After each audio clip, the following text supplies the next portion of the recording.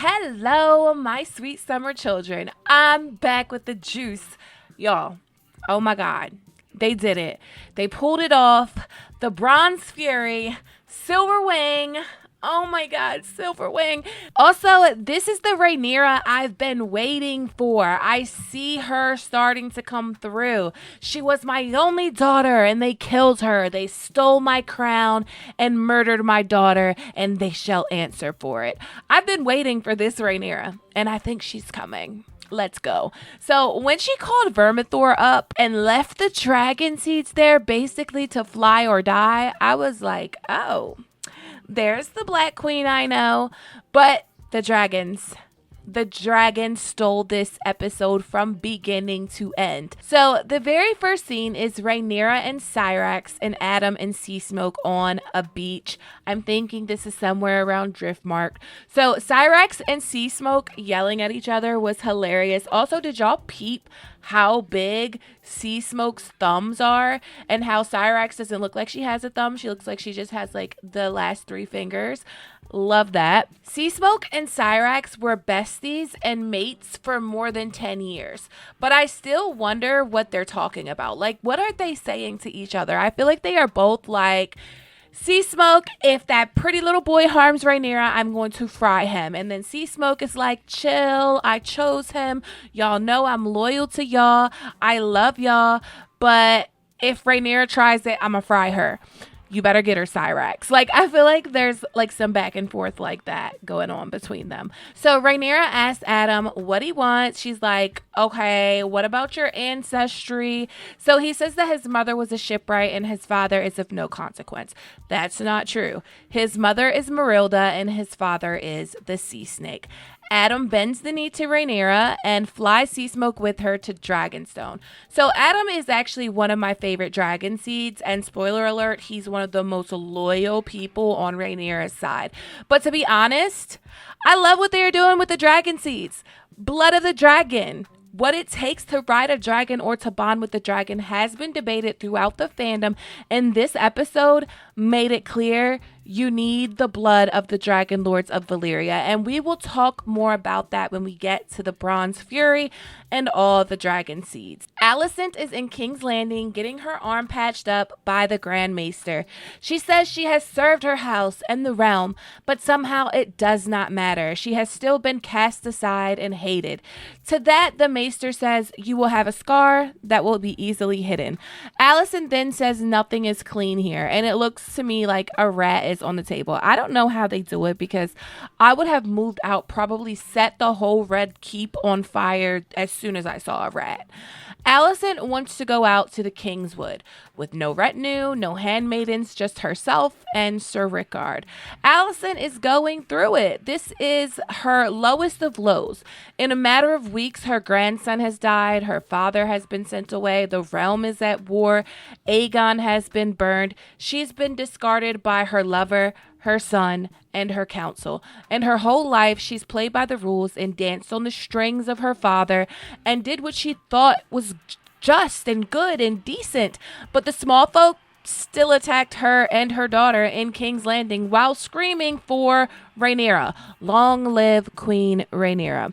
She has every right to be depressed, to be in contemplation, to feel the need to get away from that dirty ass unclean city. But it does feel like sometimes that the writers don't know what to do with Alicent. I guess it's kind of supposed to be like a reverse of how we got not much from Rhaenyra in episode 1 when she was dealing with grief. In the reverse, Alicent is dealing with grief and it's just whatever. So the next scene is of Ironrod and Larys. Aemond is sending some of the Kingsguard to the wall because they allegedly started a riot. They most certainly did not start a riot, which is why Larys looks at him like he's an idiot. I personally think that Aemond is sending them to the wall because they seen him breastfeeding in a brothel. Not so funny now is that boys, although they never really laughed to start with, it was Aegon laughing. The Ironrod conversation with Larys was great because we got some insight into Larys, into how whispers work, at least for him. So Ironrod says that he heard a rumor that Seasmoke has a new rider, and for some reason he wants Larys to deliver this news to Aemond. Larys is like, no bro, this whisper is flimsy. Like the source, what is the source? It's like a telephone. No. So none of Laris's rumors or whispers are hearsay, apparently, which really gives credence to Joe Magician's Laris's Greenseer thing. Either way, Laris's whispers only come from his trusted sources, whatever those sources are. Probably sorcery. But nonetheless, Laris says Ironrod can tell Aemon if he wants to, but Laris feels it's a whisper that's better left in the wind. I think Ironrod is scared to tell Aemon because he doesn't know if it's true, and if he's wrong, he will look dumb. And he fears Aemon's psycho wrath if he's wrong. So he is acting like he's doing Laris a favor, but Laris doesn't want to be friends with Aemon. Laris looks at Aemon like a bug that needs to be squashed. And all of Laris's chips are in Aegon's basket. But they both assume that the rider is Rhaena. And this is the second time or the third time that we hear of Rhaena's attempt at claiming a dragon. Laris knows about Rhaena trying to claim Sea Smoke and Sea Smoke nearly killing her when she was 14. Now, I'm not sure how old she is now or what, but I'm thinking Laenor was likely still alive, so that might have been the reason that she almost got killed. But also, it could be it just wasn't meant to be. Sea Smoke and Syrax arrive at Dragonstone. Jace isn't happy, neither is Lord Celtigar. They are pissed at the idea of some lowborn guy stealing a dragon. But it doesn't matter what they think. Rhaenyra wants him to be trained in the arts of dragon riding and taught High Valyrian. She wants him treated as an honored guest. Rhaenyra also does not come to her council. Instead, she goes to Mysaria. And I actually don't like this for Rhaenyra. Like, Rhaenyra, what are you doing, babe? Mysaria tells Rhaenyra that she is lucky. Rhaenyra feels it's ordained and that Sea Smoke went to him because surely there is some Targaryen blood in him. He sensed it. Mysaria asks her if she can trust him. She's like, girl, what the fuck choice do I have at this point? Listen, Mysaria is not to be trusted. If she's anything like her book character, she's not to be trusted.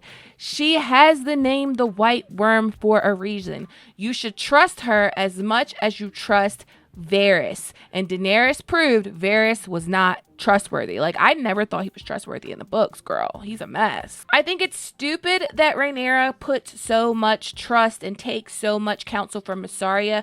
But I think the problem is that Mysaria is actually, producing for Rhaenyra, and she actually respects Rhaenyra, where everyone else just like disrespects her, doesn't respect her authority, and doesn't really help her do anything, where Mysaria has, produced. Rhaenyra says that the Targaryen blood was perhaps too thin in Steffon Darkland, but there must be others. Mysaria interrupts her and says that she used to work in a pleasure house where Targaryen princelings fathered 80 of bastards and more, and she knows some of them. Rhaenyra isn't sure about this, but Mysaria convinces her. Rhaenyra says all these years the lords of Westeros levied insults at her sons behind her back. Well then, let us raise an army of bastards. And this doesn't go over well with Jace. And I get where he's coming from. And we're going to talk about it. But first, Corlys goes to see Adam. And Corlys doesn't really say shit, but good job. Bro, Corlys is a deadbeat. Corlys Velaryon is a deadbeat. Daemon Targaryen is the deadbeat. All of these Westerosi dads are deadbeats. Like, I'd rather actually have the deadbeat than a dad like Otto, who is very active in my life, but like as my pimp. Westeros is so twisted. It's a twisted place. Then we return to AHS Harrenhal, the Westeros horror story we didn't need. Y'all know how I feel about Daemon. I'm not going to repeat it in every video. Y'all know. I'm pretty sure that he will return to normal next season and Harrenhal will make sense years from now, but right now it just doesn't to me. So, House Tully has arrived at Harrenhal, and I like little Lord Oscar. That boy has some big cojones, watermelon balls. I swear, like, it's hard to tell when Daemon is dreaming and when he isn't, and I don't know why this would be a thing that we do on purpose, but apparently it's on purpose. Like, is he dreaming when the light comes under the door like I talked about? Is it when the water drip starts? It's all blending together into one big nightmare, literally. But Daemon goes to meet with Oscar in private. Oscar's like, you made a mess of the Riverlands. Daemon asks him, whose side are you on, bro? He says the Riverlands are held together by oaths. House Tully swore an oath to King Viserys. He recognizes Rhaenyra as queen. Daemon is like, good. Let's go tell everyone so we can make war. He's like, that might be difficult, my king. For one, I'm young. They might not listen. And also, I don't know if you've been hiding under a rock, dreaming for 7 episodes, literally, but they all hate you. To that, Daemon says, I don't need their love. I need their swords. Now, you need to pay attention to this conversation and the other conversation so you can make sense of it, okay? They go out into the Godswood to meet with the River Lords. And when Daemon says, in the deepest darkness comes the dawn, I got the chills. That's totally some Last Hero shit if I ever heard it. So Daemon starts off as Oscar's hype man, like, this is your new lord. Da, da, da, da, da. But Oscar is like, listen, I know I'm a kid and I don't have much guidance. And the best thing to do is to stay loyal. My grandfather swore an oath to Viserys. Queen Rhaenyra is his heir. Listen, y'all, I don't like Daemon either. I mean, he has no reason to like Daemon. When he first met Daemon, Daemon told him to smother his granddaddy in his sleep to collect his inheritance. He calls Daemon Prince, and Daemon is like, King, watch your tongue, boy. And he says, will you have our army or not? So, listen, when they were in private, he addressed Daemon as my king. In front of the River Lords, he's getting sassy with Daemon because he has to. Oscar knows what he's doing. Daemon knows what he's doing. Oscar knows that that they don't like Daemon. This is Oscar's first meeting with his vassals. He needs to make them respect him to raise their banners. And Daemon understands that. That's why he continues to go along with it.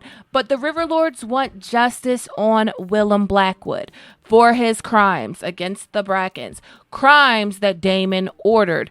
After Willem swears fealty, Oscar has him seized. Willem is like, Your Grace, command them. I've only served you. I've only been loyal to you.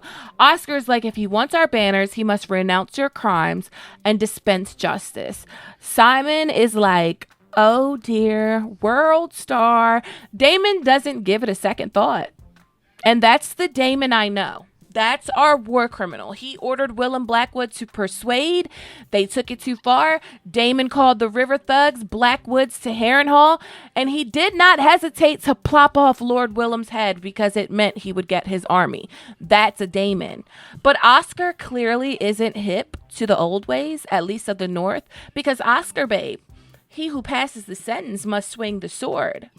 But Daddy Daemon will do it for you. It is what it is. So Willem is dead. So Bloody Ben, please step to the front of the class. So Bloody Ben is the Lord of House Blackwood, and you guys are going to love him if you don't already know who he is. Also, what is the punishment going to be for Lord Bracken? He literally raised his arms for Aegon. I really hope Rhaenyra feeds him to Cyrax. He did, after all, choose fire. Daemon has another meeting with the Black Goat. The Black Goat just in the hall, casually chilling.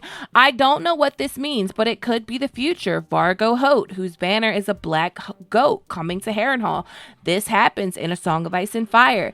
So he's in a vision. Because when he gets to the room, Viserys is sitting there in his decayed state that Daemon last saw him in. He says he never wanted the crown, and he was right not to. It crushes whoever wears it. You always wanted it. Do you want it still? The answer is no. He didn't want it then, but we're being beat over the head saying he did indeed want it, so it's whatever. But since his shroom trip, Weirwood Paste Berry side quest, we have discovered he doesn't want it after all. And then we cut to another person that didn't want the crown, that the crown passed to, and the weight of it absolutely crushed him within weeks. Aegon. The Maester has Aegon up and walking. His burns are healing well. Must be a magical potion because them burns are healing quick. Larys comes in and gives Aegon a pep talk. Basically, Larys is like, you got to do better. You got to try harder. He instructs the Maester to push him, and he basically says he can't rest. Aemon is coming for him. And the Maester knows this as well because he walked in on Aemon basically torturing Aegon. In Driftmark, Corliss meets with Alan. He sets up Alan to facilitate bringing the dragon seeds from King's Landing to Dragonstone. But he also tells Alan that his brother Adam is now a dragon rider. He also says, our people are of old Valyria, but we are no dragon riders. He basically is like, you can go claim a dragon if you want to, but he's saying it without saying it. Alan is like, I don't want no dragon. I don't want no fire and blood. I am of salt and sea. I don't want no dragon or anything, Dad. Chill. And it gave me, yeah, I know what's coming. You can tell what's coming with that. You know, remember what Bela said, Driftmark must pass to salt and sea. Then we are in the Vale. Baby Aegon and baby Viserys are leaving. Once the gate is closed, Rhaena runs off into the wild. She's going to find the wild dragon's lair in the Vale, I guess. Then we have Alicent and Rickard in the Kingswood. She needed to get away from King's Landing. She needed a retreat. She wanted to go camping. I don't know. Jace meets with his mama. Jace doesn't like the idea of Lowborn claiming a dragon. He also doesn't like Mysaria. She's like, Jace, think of what is at stake. And he's like, I know it's at stake, Mom. We are blood of the dragon. If any can claim to it, then what are we? Jace cautions her, like, what if one of your base-born silver-haired dragon riders decides he wants to rule the Seven Kingdoms, which is not a wild thought at all. So in the books, the red sewing was Jace's idea. And we did have Jace and Rhaenyra kind of scheming this, but Jace was like, yeah, but Sir Stephen Darkland is heir to the Dunfort. He's the commander of your Kingsguard. However, in the show, I do like that they are exploring a different path. Because these are things that Jace should be concerned about. There are years and years and years of history and lore of Targaryen history built on this very thing. Bastard Targaryens laying claim to the throne. Blackfire rebellions. There are whole sellsword companies in Essos built from this very thing. The Golden Company. It is a risky thought. But Rhaenyra is desperate, though. She doesn't think she can win any other way. She says with the dragon, she can take her place on her father's throne. They can avoid a needless war. And Jace is like, but when you die, though? And she's like, well, you're my heir. But she doesn't get where he's coming from. But I do. Because I heard y'all last season, they're bastards. And I was like, but he has a dragon. Does he have a dragon or not? So he presses her, right? When he brought up Sir Harwin, when he said, when you took Sir Harwin strong into your bed, did you think I would have dark hair? My jaw was on the floor. He basically says, I can argue my legitimacy because I have a dragon. And now you want to take that from me too. I was sad for him because, yeah, Rhaenyra, when you die or before you die, you've given these people weapons to use against him and you. Right now, they're loyal to you, but will it always stay that way? Mysaria meets with Alan just to give him like a letter to give to Alinda. So they are spreading the word and seeking people with Targaryen blood. Olf is the first one. He's terrified. He says he can't know if the story about him being Balon's is true. He has silver hair, though. His friends convince him to go. In the books, Olf has all the Valyrian features, and he doesn't know which Targaryen he came from. So I could see why he has reservations. If he just wanted to save face, he could go hide. But he actually does go try to claim a dragon, and he does claim a dragon. Then we get Hugh's backstory. We find out Hugh's mother can be no other than Saera Targaryen. That's right, Jaehaerys' wildest daughter. It could only be Saera. I'm doing a video on all of Jaehaerys' daughters. It should be out tomorrow, but Saera was something else, right? We also learned that Hugh's daughter died. And we kind of thought that was going to happen based off the last time we saw her. So then we see people getting into the boats. And I could have swore this was Nettles. There's a girl with like a bush. It looks like Nettles. Alan, I'm sorry, I'm not giving up on Nettles. Alan is facilitating all this, by the way. The boats to Dragonstones to go claim dragons. Alan is facilitating that. Back in the Kingswood, Alicent is in contemplation and bathing herself in a lake and swimming around. Girl, I don't know what's going on with Alicent. She's living how isolated she feels in real life. I just don't. I don't know what this is supposed to be. So the dragon seeds arrive to Dragonstone. The dragon keepers confront Rhaenyra. They are pissed. They say it's an abomination. You sent an andal before a dragon and the judgment was delivered. Now you would send more. She's like, Stephen Darkland had blood of the dragon. What the fuck? He says it was blasphemy. He was a no dragon lord. He said the dragons are sacred. They are the last magic of old Valyria left in this sad world. They are not playthings for games of men. He basically says our order will take no part in this. Firstly, it's like, sir, you're talking to the queen. But also, I agree with him. The dragons are weapons of mass destruction. It's probably not the best course of action to scrounge up all the people that have been subjugated by your family for years and say, here, nuclear bombs. Rhaenyra is like, I'm cool on you. I'll do it myself.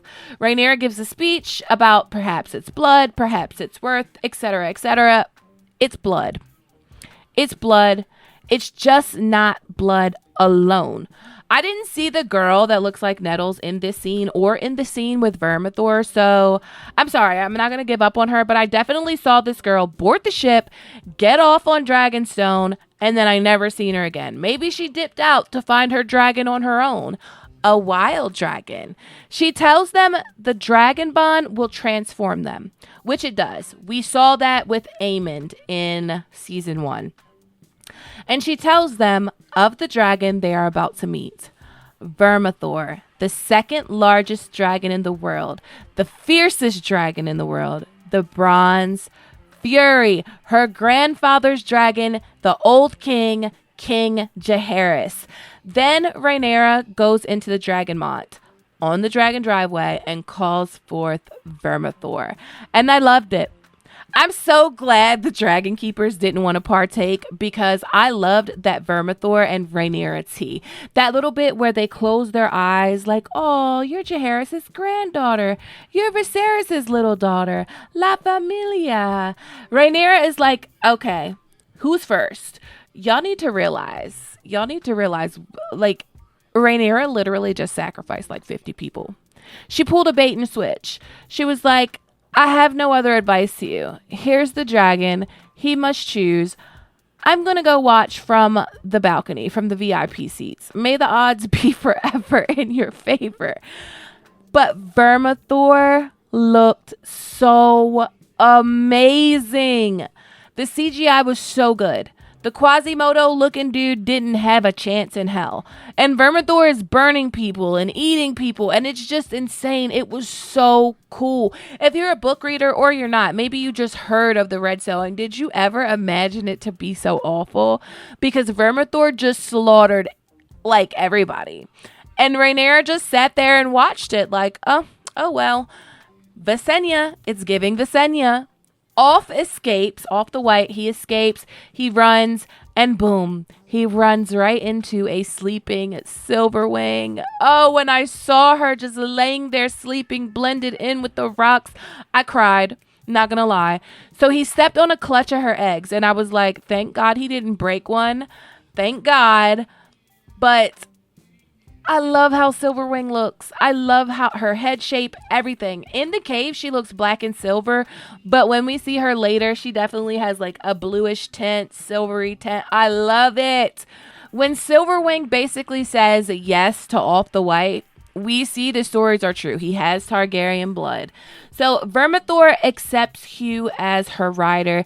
And it makes so much sense that Sarah is his mom because the last year of the old king's life, he missed his daughter, regretted how harsh he was on her, and he mistook Alicent for her. So his dragon bending to her son, mwah, chef's kiss, that's the lore we want to see. Meanwhile, in King's Landing, we learn Daeron's dragon has taken wing, and they hear people yelling, dragon, and it's off in Silverwing. Silverwing has brought off back to King's Landing to ride past his old friends in his new Lambo. But actually, it's apparent that Rhaenyra sent him to fly over King's Landing. Silverwing is an old dragon. She's a big dragon. She's no stranger to King's Landing. Aemon rushes to Vhagar, but Off has already dipped out and headed back to Dragonstone. Aemon follows, as they knew he would, But then he's like, no, Vagar, flee, Vagar, turn around. Because he saw not only Cyrax, but Vermithor with the rider and Silverwing with the rider. But there is also Vermex, Moondancer, Caraxes in the Riverlands. So yes, Aemond, you have the biggest dragon, but now your sister has more, and she will never make the mistake of sending only one against you again. I loved that show of force. I loved it. That military exercise Rhaenyra just put on. It was so good. I love this episode. Of course, I have issues with Daemon's character as a whole, and I don't really know what they're doing with Alicent. But aside from that, I love this episode.